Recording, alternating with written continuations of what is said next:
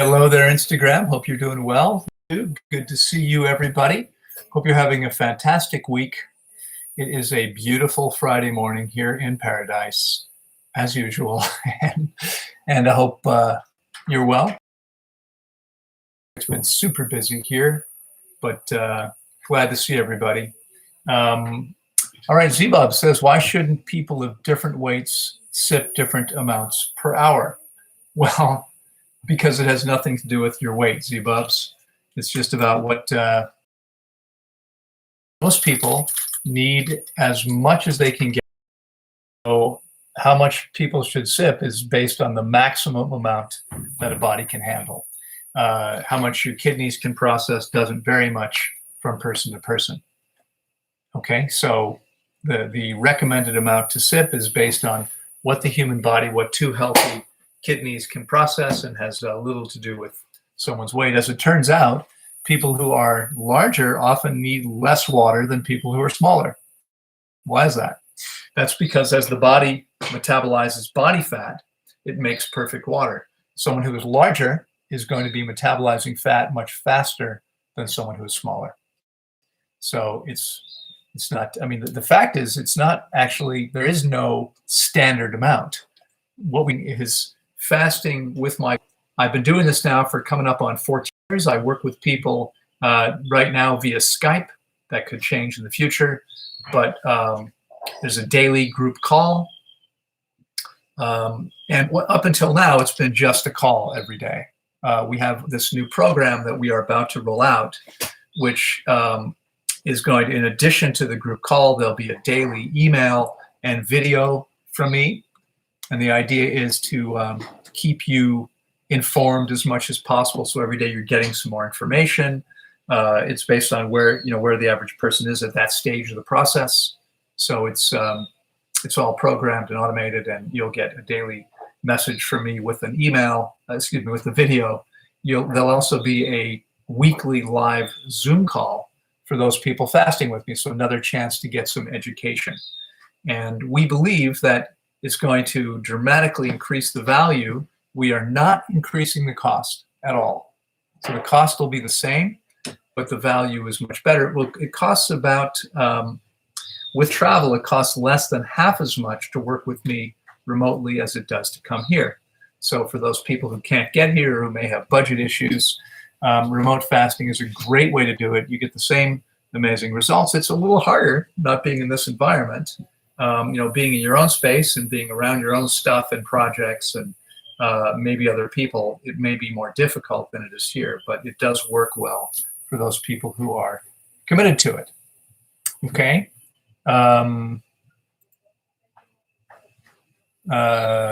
Black Sheep says, hi, Loren, would you say that oral sex and anal sex are degenerate practices, that it's social engineering? Nope, I wouldn't say that. I wouldn't, personally, I have no reason to judge something that two people enjoy doing as being degenerate. Oral sex, I think, is completely natural.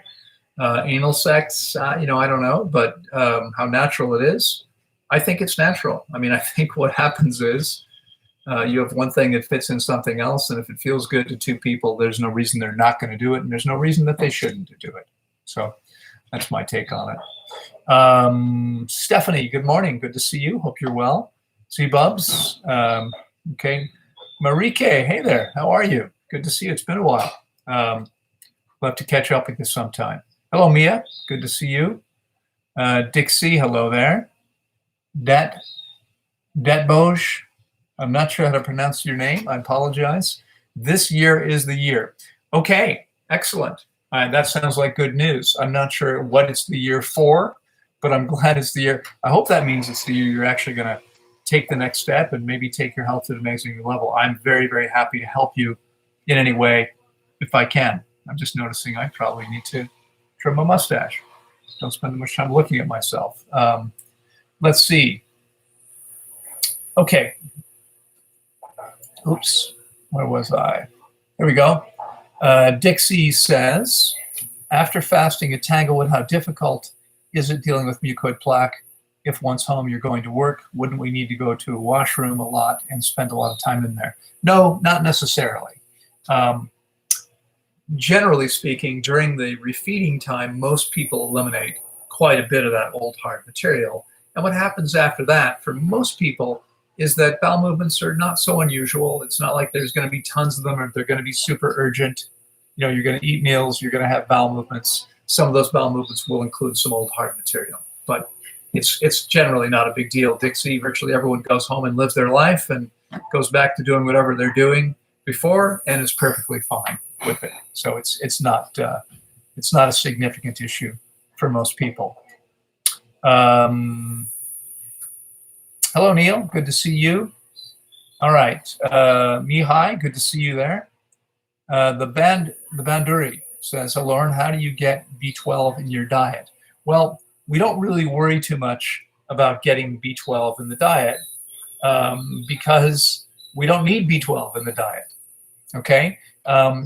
We have a 3-pound second brain in the gut, right, called the gut biome. And that biome is made of 10 trillion bacteria. I mean, that's the estimate. I have to be honest, I haven't counted them. But it's said that there are 10 trillion bacteria there. And those bacteria produce all the B vitamins.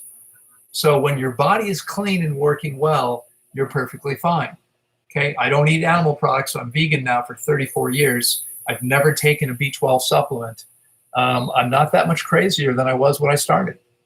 Okay, so apparently, there hasn't been that much brain damage. I think I'm doing perfectly fine. And there's no reason. I mean, science has been clear for several years now that some people can get their B12 from what's in the body, from what's being produced in the body. Now, the real question is, why can't everyone do that? And I believe everyone can. The key is you have to get your body clean and well hydrated. Okay, if the body's not clean and hydrated, it's not going to work very well, and you're going to have a hard time getting that B12. But when the body is clean and well hydrated, getting that B12 should be relatively easy, and that's been my experience. All right, so we've got a couple of super chats here. I'm going to scroll down. Stephanie says, GI Loren. I'm not sure what that means. Could you share how often you find it necessary to take a client to the hospital that encounters an electrolyte deficiency while fasting? Yeah, that happens on average maybe once a year, something like that. It's very, very infrequently. I fast hundreds of people a year. And so this is something that's a very, very small percentage of the time.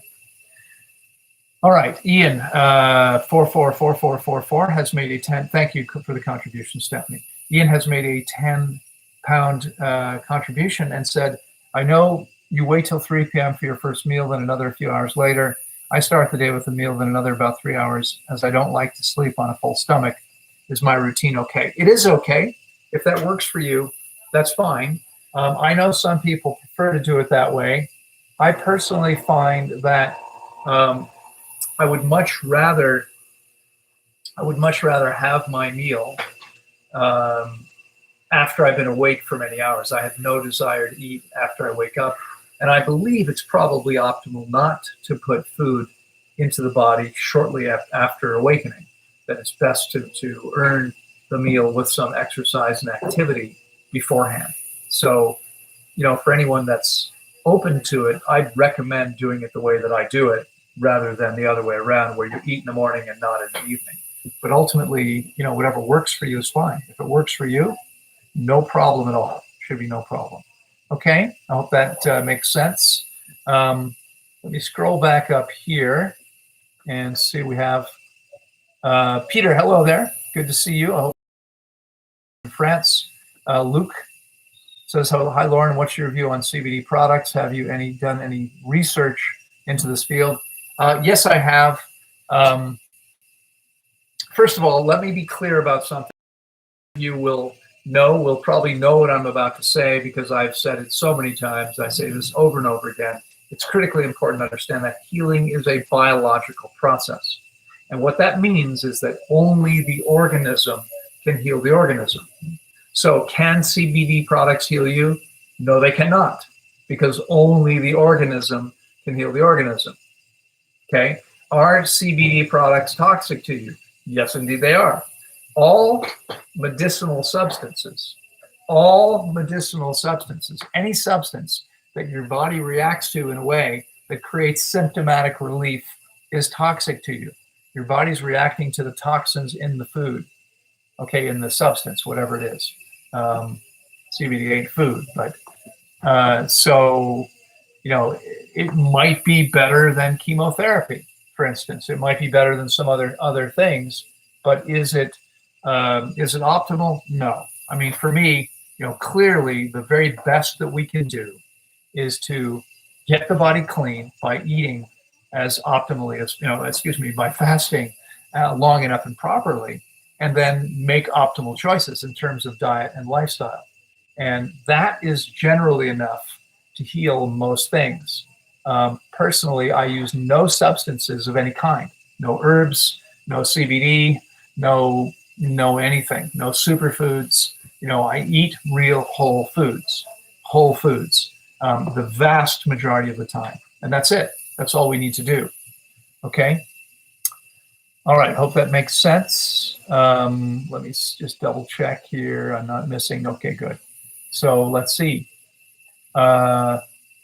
That boy, I guess, says that's why I'm going to take 6 weeks off interfeeding to make sure I'm not constantly pooping. You don't need to do that. That is not an issue for most people. In the fasting and refeeding process, okay, if you work with me and you fast for 21 days, you've got 7 days refeeding, you're perfectly fine to go back to work and don't have to worry about pooping all the time. It's not going to happen that way, okay, for most people. You know, if you have to get up and go to the toilet a little bit more often than usual, it's probably not a big deal. But it's not like you're running to the bathroom all the time. That's not how it is. Okay, that's just not what happens for most people. Gitanjali says, what do people eat the week before they start a water fast? That's the same question as what do people eat? And obviously there's a wide variety of answers. What I encourage people to do is those of you requesting to be in the live video on Instagram, that's not going to happen today.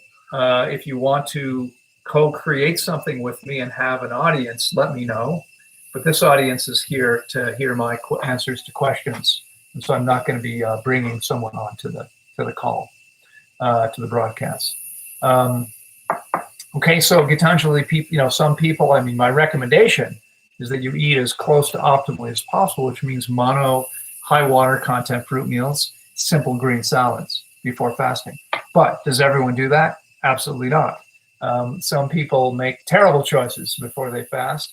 And unfortunately, what that means is that they are going to have a harder time because they're going to be walking around with a bunch of nasty stuff stuck in their gut in most cases. Okay, so I don't recommend doing it, but people eat all kinds of things. Hello, Rita. Good to see you. Edwin says, hi, Loren. Whom are not candidates for prolonged fasting? People who are emaciated. You have to have fat reserves. Now, we fast people who are exceptionally lean. I mean, many people would think way too lean to fast, but almost everyone, even when they're very, very skinny, can still fast. Now, obviously, if someone is truly emaciated, skin and bones, prolonged fasting is not going to be a good idea for them. Someone who is breastfeeding or pregnant should not be doing a fast because they are going to make the baby more toxic, either through the breast milk or actually, in vitro, in utero, I should say. So fasting is a bad idea for pregnant or breastfeeding women. Anyone who wants to get pregnant should be getting their body clean before conception, ideally. Okay, and if it's too late and they're already pregnant, haven't done that, then the next best thing would be to optimize the diet without fasting, because optimizing the diet allows the body to cleanse much more gently, to detoxify in a way that doesn't hurt the baby. Whereas if they keep eating a crummy diet when pregnant, they're definitely poisoning the baby. So that makes no sense. Okay, but fasting, unfortunately, does not work for those people. For virtually everyone else, I mean, almost everyone else can fast. Now, I know there's some controversy around this. Some people say, well, you can't fast if you've got liver or kidney problems. Really, why not? The best way to heal the liver or kidneys is through fasting. And we have done that many times with great results. People say you can't fast if you have specific types of deficiencies. Well, I mean, sometimes with a significant deficiency, you want to get that corrected as well as possible first. But we do fast people sometimes with deficiencies with no problem. Let me think, what else do people say? Some people say you can't fast if you have eating disorders. Most people have eating disorders. Now, obviously, those people who are really in the throes of anorexia or bulimia and have no handle on it might be better off not fasting, only because they're looking at fasting. For them, it's another way to lose weight that they probably shouldn't be trying to lose. This is an emotional issue, right? This is a psychological problem. And those people, who are still stuck that way might want to be cautious. But not everyone who's had a problem with eating disorders continues to do that and sees fasting as a way to lose weight. For many people, it's a way to get the body healthy. And so again, we've had many people who'd had previous eating disorders with no problems fasting. There really are very few people who can't do an extended fast. All right. Paulina, good to see you. Hope you're doing well. I'm always glad to see you here. Kishara Beth says, hi, Loren. Love to you from Massachusetts. I'm so excited to book a session with you and soon fast with you at Tanglewood. You have already helped me help myself so much. I am so glad to hear from you. I love to hear that the information I'm sharing is helping people. I know that it is, but it's always nice to hear from people directly. Let me share with you something which, some of you are aware that, let me think now, it's been a week and a half now, 10 days ago, we closed on the big purchase, the 409 acres with the 2 highest waterfalls in Central America, where we will be creating an amazing nature preserve. We've already set up the nonprofit foundation, 501c3 in the US, to do that. And very much looking forward to continuing with that project. We are still a little bit behind the 8 ball because, and I appreciate everyone's support with that if you've already helped us with that. If you haven't and you'd like to, we have a GoFundMe. Maybe I don't think I have it open here right now. You can go to GoFundMe/Loren Lockman and see the campaign. We are trying to raise money for that project. We actually we have now paid, we had a big payment, $500,000 payment practically on the land. That payment was made 10 days ago. Actually, I made the second part of it. We are actually waiting for some funds to come in. So I paid around 90% of it and paid the balance of it on Tuesday, 3 days ago. We still have to pay the real estate agent the balance of her commission, and we need to pay the lawyer for the work that she did. We don't have those funds. Everything we've raised so far went to this purchase. And again, to be clear, this is going to be owned by a nonprofit foundation. I say going to be because that title work hasn't been done yet, but that's where the title will be.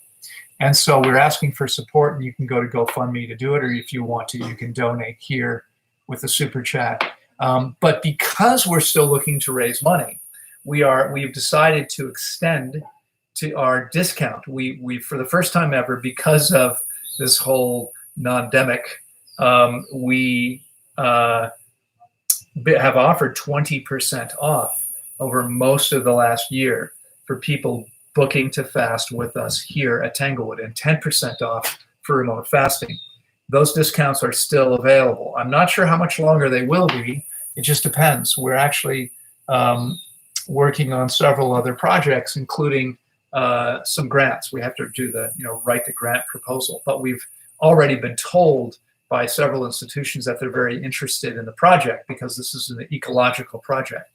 And so in the meantime, we need to raise the money because we really don't have what we need right now to operate, given every single penny we had went into this purchase. So, I mean, fortunately, I'm able to pay the bills this week, and hopefully we'll be able to pay the bills next week too. But we are in a tighter spot than usual. So what that means, Kishara, is if you know that you're coming here and are in a position you can book, you can commit to your future stay, even if you don't know when the dates are going to be. You can commit now with full payment and save 20%. Write to us at info@tanglewoodwellnesscenter.com. info@tanglewoodwellnesscenter.com, and we can get you an invoice for a discounted amount once we know how long you want to be here. You don't have to pick your dates yet. Okay, you'll have 2 years to get here, and longer if there are still lockdowns, if you can't travel. Now, right now, Costa Rica is completely open to the world. Okay, you don't need any tests to come here. There's no issues whatsoever. You do need to buy an insurance policy that covers your hospitalization should you get the flu, the special one that they're talking about these days. You need to have insurance for that. You need to fill out an online questionnaire, but it's not a big deal. And it's not even expensive. The insurance, if you're going to be here for 4 to 6 weeks, it's not a big deal. Okay. All right. I see we have another super chat, so I'm going to scroll down and I'll scroll back up later if I have a chance to. Kashara Beth has made a $5 contribution. Thank you so much. Rachel Green has made a £5 contribution and says, thank you for all your information, support, and kindness. You are very, very welcome, Rachel. I am so happy to be able to assist you. I think most people want to help other people, really.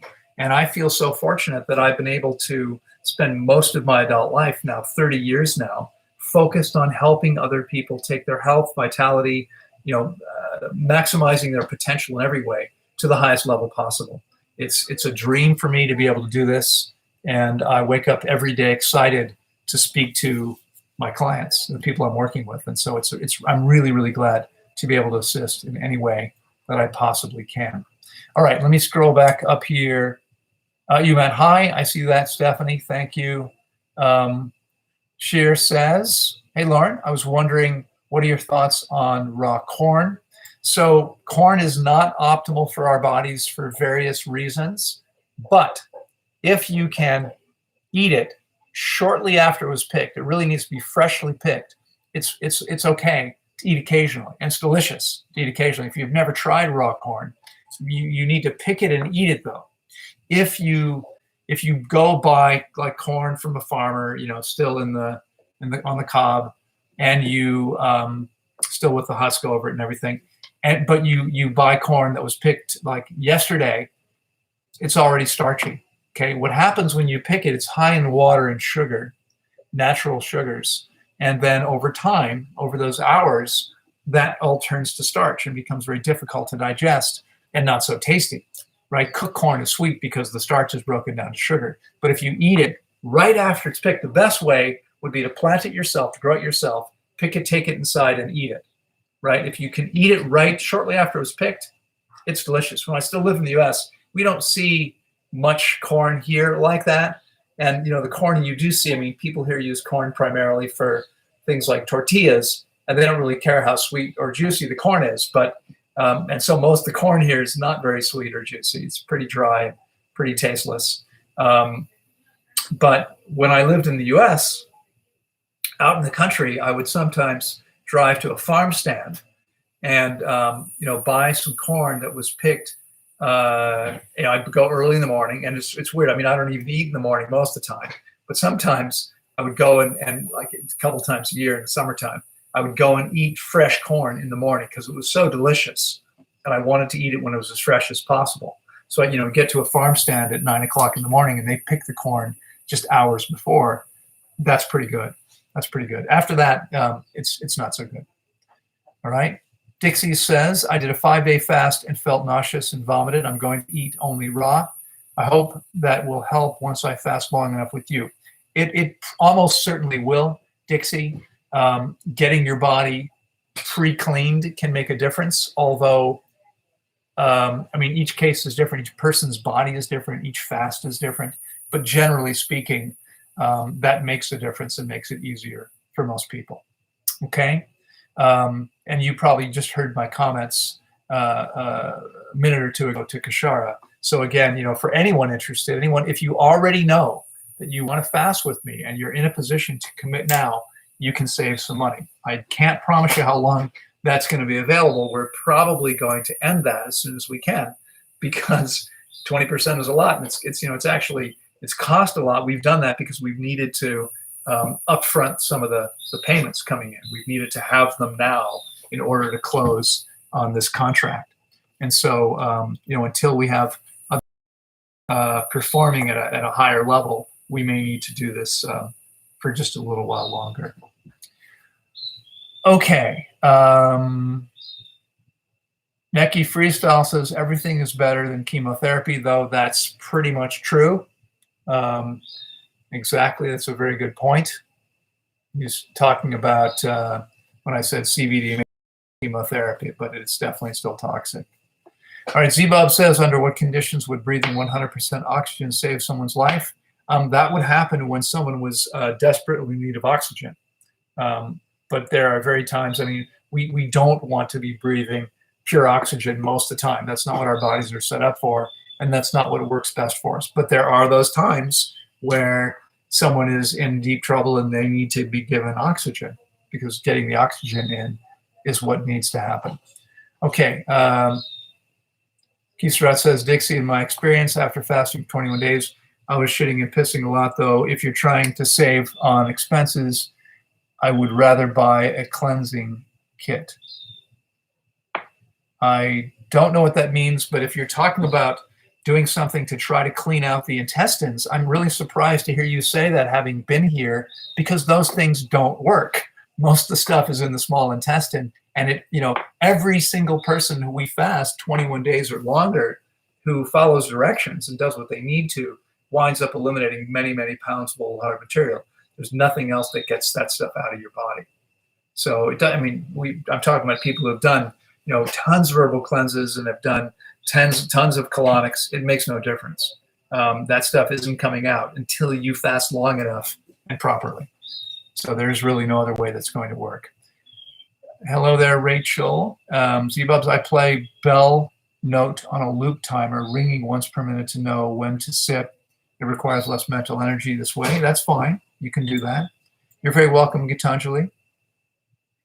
Okay. Tinker Sibel says, would you recommend water fasting for someone with gastritis and anemia? Yes. Gitanjali says, what if organic produce is not easily available? Is it okay to eat otherwise? Well, I mean, I would do my best to get organic produce. So obviously, if you can't get it, then you can't get it. But you want to do your very best. If you can't get it, then it's useful to know which things are better, are safer to eat that are not organic. So for instance, looking from the other perspective, apples and grapes and strawberries and various other things are things that I would never recommend eating if they're not organic. Okay, those are things that should always be organic. Where there are some things like watermelon and papayas and bananas and avocados, which are safer, relatively speaking. I mean, you don't want pesticides in your body, and so it would be best to avoid all commercial produce, right? It should all be organic. But if you can't get it, then those are things that are relatively safe to eat. Okay? All right. Rachel's made another 5-pound contribution and said, hi, Loren, do you recommend having the routine cervical smear test offered by the NHS? That's a good question, Rachel. And honestly, it's something I don't know so much about. She's talking about what we call in the US a pap smear. And this is to check for various issues with the woman's reproductive system. I'm not sure if there's any harm, if there's any reason to avoid it. Personally, as you may be aware, I don't get any routine tests. I mean, people say, why don't you get checkups? Because I'm not interested in what the medical people say. I'm completely clear when I have an issue. I know I have an issue. If my body's out of balance, I'm aware of it. I don't need a test to tell me that. And I'm going to fast no matter what it is. So I don't bother with medical tests of any kind. I had a full physical examination. It was 2 days of various tests and probing and prodding, etc. A year ago, just over a year ago. because we refinanced our property here, this site, and the new lender said, well, Tanglewood depends on you. What if something happens to you? And so I was required to buy a life insurance policy in order to get that loan and to pay the bank in the case, in case of my untimely death. And in order to get the life insurance policy at 59, they required that I go through this full physical workup. So I did. Everything was fine, perfect, in fact. But that's the first time I've seen a doctor for anything like that in nearly 35 years. And I have no intention of doing that again unless I have to, because I'm not interested. It's a waste of my time and money. I don't need to do that. All right. Mihai has made a 10 euro contribution, excuse me.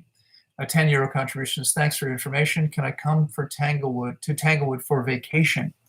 You can. Here's the only caveat. Now, I mean, first of all, let me just say that anyone who hasn't already done a 21-day fast, supervised fast with me, I would encourage you to come for that reason, because that's the most powerful and beneficial thing you can do for yourself. So, the first step would, in my opinion, would be to do that. Come spend 4 weeks with us and take your health to a whole new level.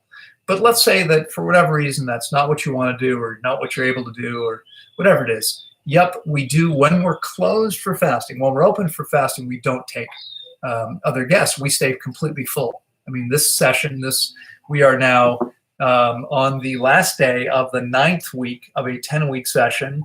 And I'm getting ready for a break because it's been long. We've been completely full. We might have had one bed open here or there. But almost completely 100% full this entire session. That's how we typically operate, and it's why we book Saturday to Saturday, so we can actually be 100% full.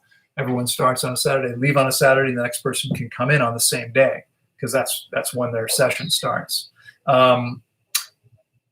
So when we're open for fasting, we don't take those guests. But when we're closed for fasting, it is possible to come and spend a week with us. In fact, we have our fruit festival coming up on the 28th of February. From the 28th of February to the 7th of March, you may want to come then because it's an amazing week. And we have, there's some lectures and there's a couple campfires, and we're probably going to have live music. We always have before. We're still working on lining that up. Our budget is much more limited this year because we have very few people coming. It's going to be a much smaller event than it's been in the past because it's difficult for some people to travel this year, or they don't want to. Some people are afraid of traveling. And so we have fewer people coming. I mean, there are several people that were going to be here that aren't coming because they're a little bit concerned about traveling. But anyway, we spend one day at a spectacularly beautiful beach. We spend one day, we take a hike down to these amazing waterfalls that we just purchased. We will do another shorter hike to the top of the waterfalls, one of the waterfalls one day. But there's lots of camaraderie. I mentioned we have a couple of bonfires, spectacularly, delicious food. Last year we had more than 50 different varieties of organic fruit. We have a lot of cool stuff coming this year as well. And so I'm very excited about it. But, if then, anytime, we always have all the best fruit that we can get. And we'll do everything we can to make sure that you're happy and comfortable. But yes, that is a possibility for anyone who wants to come spend some time with us when we are when we're not open for fasting. Okay, you are very welcome once again, Gitanjali. Let me scroll back up here a little bit because I think, where were we? Okay, there we are. So Zizi says, hi from West Virginia. Kisarat says, is the color of our urine or growth rate of our nails indicators of anything? Yes, of course, truly everything is an indicator of something, right? These things don't happen for no reason. So if your fingernails are growing quickly, that's usually a pretty good sign that you're healthy. I am constantly frustrated. It's funny, it seems like a small thing, but I spend so much time here in front of my computer screen. on calls with clients mostly, and sometimes responding to emails. Like it seems like a real hassle to cut my fingernails, and they grow so fast. I feel like I have to cut them all the time. They're constantly growing. The color of your urine says something. I mean, the color of urine, it depends on several factors, but there were some people out there who mistakenly, incorrectly suggested some years back that if your urine were clear, it means you're hydrated. It means no such thing. You can create clear urine by guzzling a bunch of water right now. You guzzle a bunch of water, and what happens? You pee all that water right out again. It may take an hour, but you're going to pee it all out. Your body can't absorb it because you take it in too quickly. And so you pee it out, and your urine's clear because it's all water. But if you're dehydrated, then your urine will be darker because there's more solids, there's more solute relative to the amount of water. Okay, urine's mostly water. It's water that's filtered out of your bloodstream. Your kidneys are filtering your blood 60 times per day, taking out all in your urine, which is a good reason why you do this. There's also excessive amounts of things that your body does want. But for instance, sodium, potassium, magnesium, chloride, calcium, uric. These are all things that the body needs, but needs in specific quantities and proportions. And so the excess amount of these things will be peed out as well. If, as your body is peeing these, and again, all the toxins. So as your body's peeing all this stuff out, if you are dehydrated, then there's going to be less water, less liquid in the urine. The urine's going to be more solid, and it will be darker. And that usually is an indicator that you are not so well hydrated. I mean, it can't, if you're detoxing very heavily, dumping certain kinds of things, your urine can be darker. If you eat asparagus doesn't dehydrate you. There's a lot of stuff your body can't use and doesn't want. And so it pees it out. And therefore, your urine is darker. That doesn't mean you're dehydrated. But often, if your urine is darker, it does mean that you have a relatively poor ratio of water to solute, okay, and probably need to drink more in most cases. All right, Gitanjali says, what are your thoughts on sipping lemon juice with water only while fasting? So when we are fasting, okay, we can take in no calories and no nutrients. The naturally occurring minerals in spring water are fine. Because of the way they enter the water, that's fine. If we add salt or other minerals to the water, it's not the same. We cannot put lemon juice in our water. I mean, we can, but we're not fasting if we do. That's simply not fasting, okay? Because you're taking in nutrients, vitamin C and other nutrients in the lemon juice. You can't put anything in the water. Water only. That's why it's called water only fasting. Okay, there can't be anything else. Nothing else at all. All right. Mute Testament says, greetings, what's your thoughts on seedless fruits? Well, so seedless fruits are hybridized, right? Hybrids are created when you take the DNA of two different organisms and bring them together. I mean, one of the ways they can create seedless, there are various different ways this happens. But for instance, with watermelons, you take two different varieties that have different, it's something about the genes, and you just bring them together. You don't have to manipulate the DNA. They're not genetically modified. And this is something a lot of people misunderstand, right? I do not recommend eating genetically modified foods, but seedless fruits are not genetically modified. No one has to go in and modify the DNA. You simply introduce these things to each other, and you're pollinating one with the other, and what you wind up with is a product of both, which will bring you to a lack of seeds in most cases. I mean, that's with watermelons. And with other varieties, I mean, they take a variety that has relatively few seeds with another one that has relatively few seeds, and they get something that has fewer seeds. And then they take that one, and they take the DNA from that one, and they mix it with another one so that they keep getting something with fewer and fewer seeds. This is another way this happens. My preference is to have fruit with seeds. We don't buy seedless melons here. We only buy the seeded ones, although every once in a while the people we're buying from will send us the wrong stuff. But it's not the end of the world. It's just not my preference. I prefer the natural version, which has seeds in it, because that's the whole point of the fruit, is to deliver seeds into the ground. Okay, Edwin, hello there, says, currently experiencing crappy weather. What's the soonest I can get to Tanglewood? Well, Edwin, it depends on what you want to do. If you want to come here to fast, this session is about over. I mean, most of our guests spend 4 to 6 weeks with us, and if that's your intention, then the soonest you can get here is April 3rd, and we are quickly running out of space for April 3rd. We are booking up. So if you want to get here for April 3rd, you're going to want to reserve your time as soon as possible, okay? If you want to come and spend a week with us or 2, you can do that now. I mean, you could, if you wanted to, you could come and spend, come down for the Fruit Festival a week from Sunday. It starts for a week, and then you could stay for 4 weeks until we open again. If time and money aren't an issue, and you have the luxury of staying as long as you want, you could come and spend the whole month of March into April. We open on April 3rd, and you could start your fast on April 3rd if that's what you're wanting to do. Again, info@tanglewoodwellnesscenter.com would be the email to write to us with these information to talk about this process, if this is what you want to do. Okay, New Testament says best eat corn or purple. Okay, maybe. There are various different heirloom corns, but I mean, I'm not sure they need to be heirlooms. That's not true. I've come across rare people who are also raw vegan that have successfully eliminated mucoid plaque using specific herbs. It is true, Kisara. I'm sorry, I beg to differ with you. You're meeting people to tell you they've eliminated mucoid plaque. Most of them have not. Most of them have eliminated old material that was slowly making its way through their digestive tract, not the stuff that's been stuck for 30 years.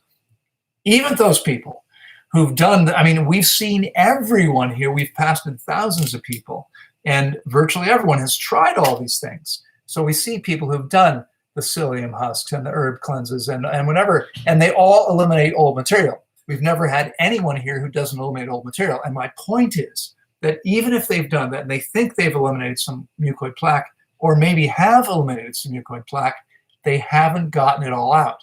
The only way to get it all out is with fasting properly.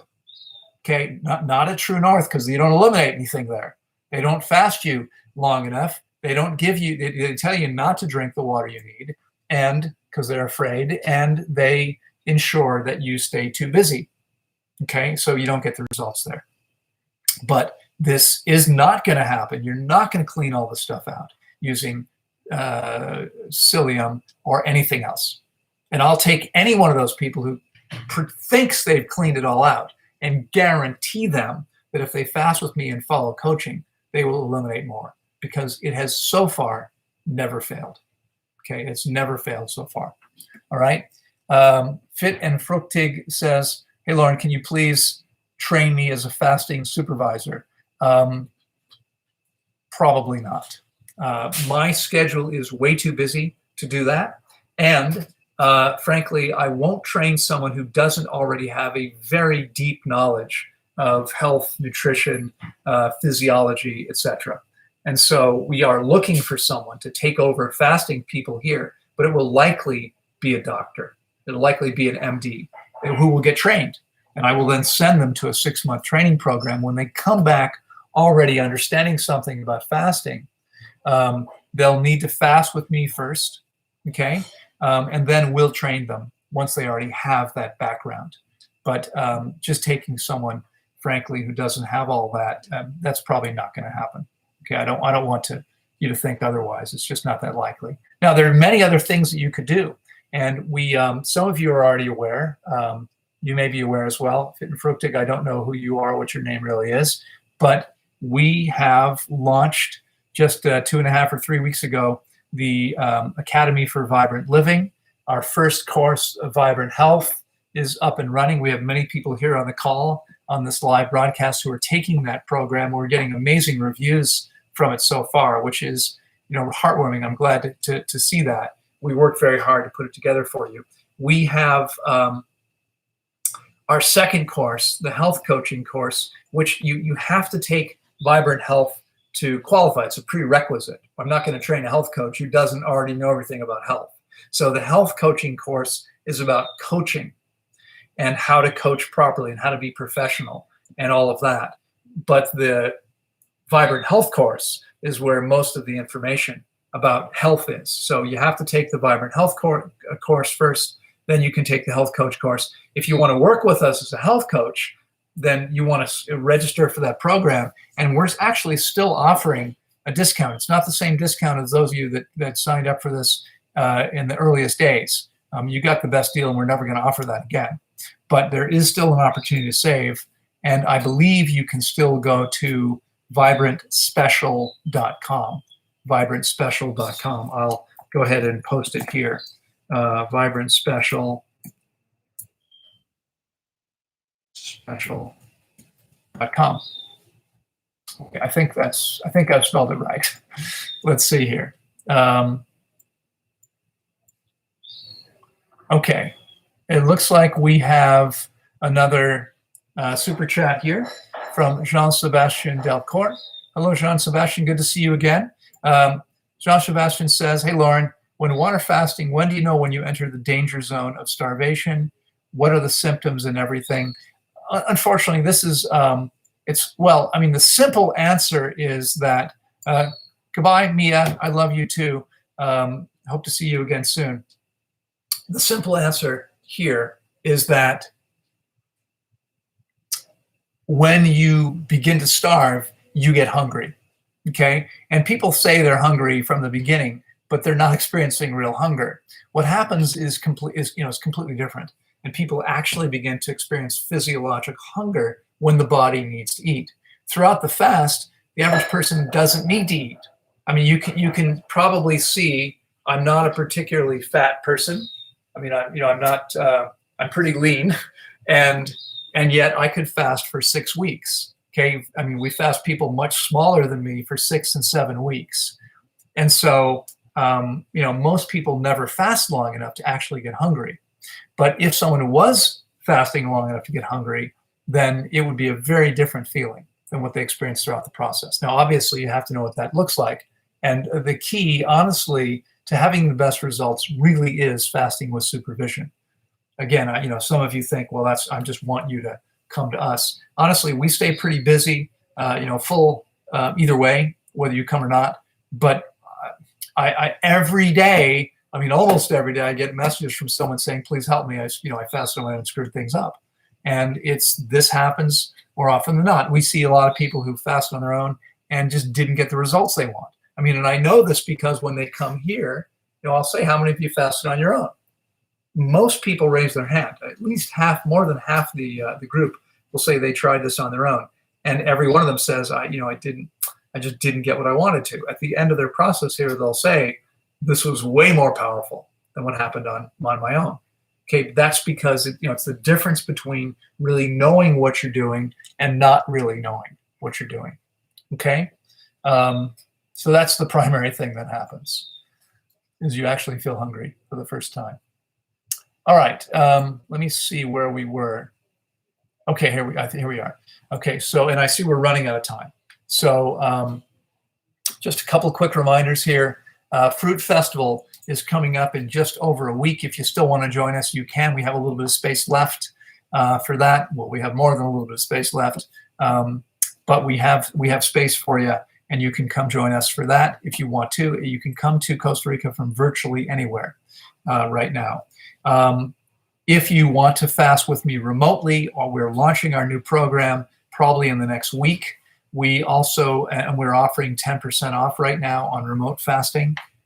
We also are offering 20% off for fasting here if you pay in full now. And we're doing this because we still need to raise some more money for the Nature Preserve right now. There's going to be ongoing needs, but right now we have a need that we need to meet. I mentioned the Vibrant Health and Coach courses, health coaching courses, and have given you the link here to that. You can go to vibrantspecial.com. And I see we have another super chat I'm going to have to get to. Oh, no, a couple of them. And then we also have the GoFundMe campaign, if you'd be willing to support that, we'd appreciate that very much. You can go to GoFundMe.com/Loren Lockman, and you'll see our campaign. And anything. I mean, if you can only donate $10 or $20, that would help us. Imagine if everyone did that, right? I mean, we have thousands of followers, and if everyone did that, we'd be in really, really good shape. Remember, this is going to create a nature preserve, and which is owned by a nonprofit, a 501c3 nonprofit, non-taxable, tax deduct. I don't know. Anyway, it's a nonprofit organization in the U.S. All right. Trying to wave to somebody here. There we go. So we have 2 more super chats. 49 contribution, much €549. And says, hello, Loren. As long as I sleep for 8 hours a day, can I go to bed late after midnight at 2 a.m.? Thanks. Well, I know what you mean. Is that a good idea? It's not a good idea. The hours of sleep. So first of all, our bodies are governed largely, our hormonal cycles, by cycles of light and dark. When it gets dark, our hormonal cycles start to shift, and your body moves into a restful state. Ideally, you should go to bed when it gets dark. Now, in the wintertime, in Europe and North America, and in the wintertime in the southern hemisphere, if you're way down in Argentina, Chile, that part of South America, you have a very short day in the wintertime, right? And so I'm not really suggesting that you go to bed at 4 o'clock in the afternoon. We're tropical animals, and we should have roughly equal length day and night, because at the equator, it's 12 hours of dark and 12 hours of light. But we should be resting for probably 10 hours per night. Not necessarily sleeping that long, just resting that long, okay? That's what we would be doing if we lived in the tropical jungle. But it would be in line with the hours of darkness, okay? Artificial lighting is harmful to us, and our bodies need those hours of darkness, and we need daylight. So how do we best meet those needs? We get up when the sun comes up, and we go to sleep shortly after the sun goes down. Now, again, in the wintertime, I don't expect you to go to bed at 4, but maybe you want to be in bed by 10 o'clock at the latest. Okay, so you have a good long, maybe a little earlier even would be better. It's also said that because of the natural cycles the body goes through, and the body goes through cycles all the time, the hours before midnight, like between 10 and midnight, are much more valuable in terms of giving the body real rest than the hours after midnight. Okay, so I would never recommend anyone do what you asked, which is go to bed at midnight or 2 o'clock in the morning. Much better to be in bed by 10 o'clock and to get the 8 or more hours that you need doing that, okay? That's always going to be better. I hope that makes sense. All right. Let's see. I have another super chat I guess I'm going to need to get to because I've got to go in just a minute. I wanted to answer Sharin's question I see here. Let me go to Deanna first, who has made a $5 contribution. Deanna says, some who fasted for 21 plus days at Tanglewood say that due to a difficult recovery, they would no longer recommend fasting. Thoughts on why this may happen? Well, yeah, I mean, in many cases, first of all, the process can be very difficult. I mean, you need to understand that we are attempting to clean out, decades worth of garbage from the body, and that won't feel good to many people. It can be quite challenging. Many people who have the most difficult time don't actually follow directions very well. They didn't get enough water. Okay, they weren't resting enough. Okay, and so they make the process much more difficult for themselves. They didn't get nearly the benefits that they would have had they followed directions. But there is no single thing that we can do that's even a fraction as powerful as water-only fasting to cleanse and heal the body. So, there's always going to be people who say, "Oh, that's bad. I tried; it didn't work for me." I know very few people. Of the many thousands of people we fasted here, most people would say it's amazing. It might be difficult, but it's amazing, and you should do it. I mean, this session alone, we've probably had a dozen people here who are here again. Yesterday, I heard from 3 people who want to come do their 3rd fast with me. Actually, one of them was online. and the other two have fasted with me in person. I mean, this is, you know, this is the rule, not the exception, that people want to come back. They refer other people. Some people are going to have a hard time no matter what. And often it's because they're not really doing what they need to do. Okay. They're not, you know, or it could just be that in their case, it was difficult, but that's because of toxicity in the body. That's because of the condition of their system. That doesn't mean fasting is not a good idea. It just means you need to be prepared for the fact that it can be quite difficult.